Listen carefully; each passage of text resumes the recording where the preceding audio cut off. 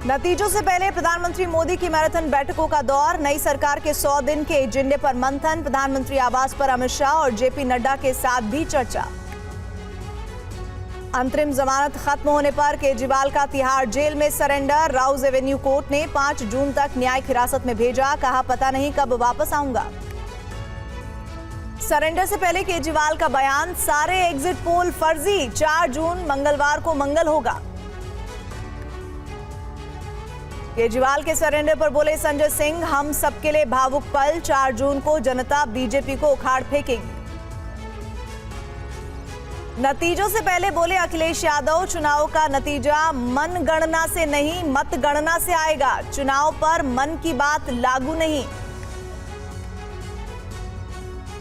Exit poll पर बंगाल की CM Mamata Banerjee ने कहा, 2 महीने पहले तैयार किए गए आंकड़े, किसी भी चुनाव में ये मैच नहीं होते।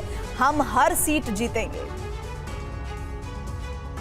पश्चिम बंगाल के गवर्नर ने सीएम ममता बनर्जी से संदेश खाली में शांति के लिए कदम उठाने को कहा। बोले ये उनकी जिम्मेदारी, उनको तत्काल कदम उठाने चाहिए। झारखंड के सीएम चंपई सोरेन ने कहा, राज्य में इंडिया 10 सीटें जीत रहा है। एग्जिट पोल झूठे हैं। कल दोपहर 12:30 बजे चुनाव आयोग की प्रेस कॉन्फ्रेंस। वोटिंग के साथ कई अहम मुद्दों की देंगे जानकारी। चुनाव आयोग से मिला बीजेपी का प्रतिनिधि मंडल। 4 मांगे रखी। कहा चुनावी प्रक्रिया पर सवाल उठाने वालों पर हो कार्रवाई। काउंटिंग से पहले चुनाव आयोग से मिला विपक्ष। 5 मांगे रखी। कहा पोस्टल बैलेट का रिजल्ट ईवीएम से पहले जारी हो, मतगणना की सीसीटीवी से मॉनिटरिंग हो और कंट्रोल यूनिट का वेरिफिकेशन हो। अरुणाचल के विधानसभा चुनाव में बीजेपी की बम्पर जीत। 60 में से 46 सीट पर विजय। 10 सीटों पर पहले ही निर्विरोध जीत चुकी थी। एनपीपी को 5 सीटें मिली। अरुणाचल की जीत पर पीएम मोदी ने जनता का आभार जताया। बोले राज्य के लोगों ने विकास के नाम पर जनादेश दिया। बीजेपी राज्य की तरक्की के लिए काम करती रहेगी। अरुणाचल में बीजेपी की जीत के बाद जश्न। बीजेपी कार्यकर्ताओं ने पटाखे फोड़कर मनाई खुशी। सिक्किम में 32 में से 31 सीटों पर जीती एसकेएम। पूर्व सीएम दोनों सीटों से हारे। बीजेपी के अधिकतर उम्मीदवारों की जमानत जब्त। चुनाव खत्म होते ही गोरखपुर चिड़ियाघर पहुंचे सीएम योगी। गैंडों को केले खिलाए और बाघ की दहाड़ भी सुनी। दिल्ली की मंत्री आतिशी ने यूपी के सीएम योगी और हरियाणा के मुख्यमंत्री नायब सैनी को लिखी चिट्ठी। राजधानी के लिए अतिरिक्त पानी देने की मांग।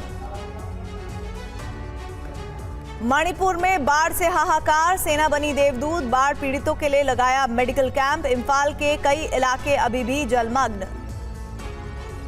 सलमान खान के घर फायरिंग मामले में लॉरेंस बिश्नोई के एक और गुर्गे की गिरफ्तारी। मुंबई पुलिस के इनपुट पर हरियाणा पुलिस ने गिरफ्तारी की।